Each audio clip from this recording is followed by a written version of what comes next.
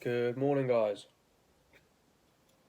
In today's video, I'm going to be discussing wild raspberries. I'm going to get straight into it. What are the benefits? Now, raspberries are high in vitamins and minerals. Starting with such, we've got high in vitamin C, obvious no-brainer. It's a fruit, it's a berry. You know, vitamin C is great for bodily functions, reducing fatigue and tiredness. I believe the absorption of iron, as well as it has a role with calcium absorption as well. Good for everything in your body. You need vitamin C or else you get scurvy and other complications. So there's your first one. Vitamins and minerals, excluding that one, we've got things like iron. There's some calcium in there, not massive amounts of either of these, but they are present. Again, folic acid, there's some in there.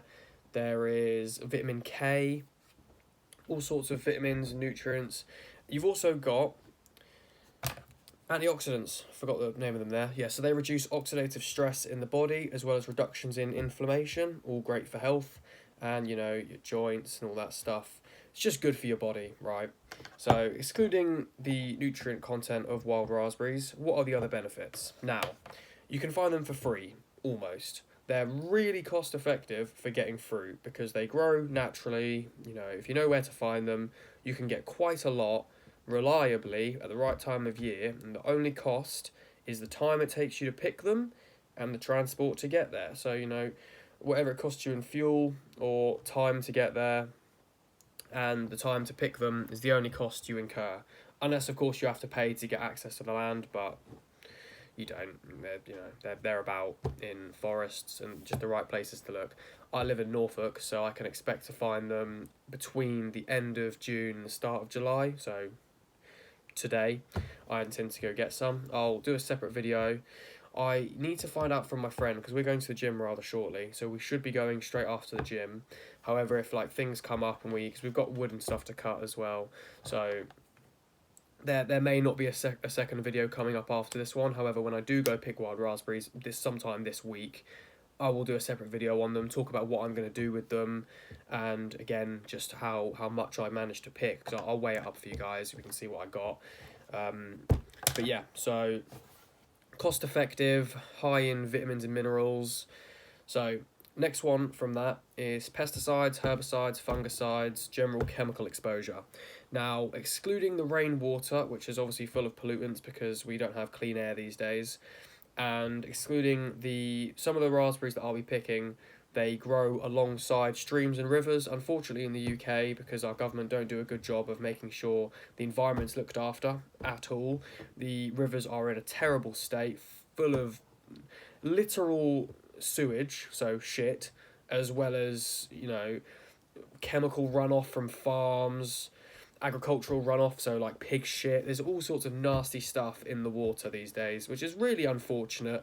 However, that is the state of things. So even with that considered, the raspberries, even growing by the side of these rivers, will not have had the same exposure as the ones you buy in the shop that have been genetically modified, which can reduce the nutrient density by a lot.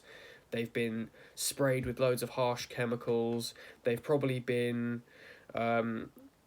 picked at a bit underripe so that they ripen as they're transported and packaged and stuff. Yeah, they come in plastic, single-use plastic. There's lots of cons of buying, and they're expensive, loads of cons of buying raspberries when you can, at the right time of year, just go out and pick them.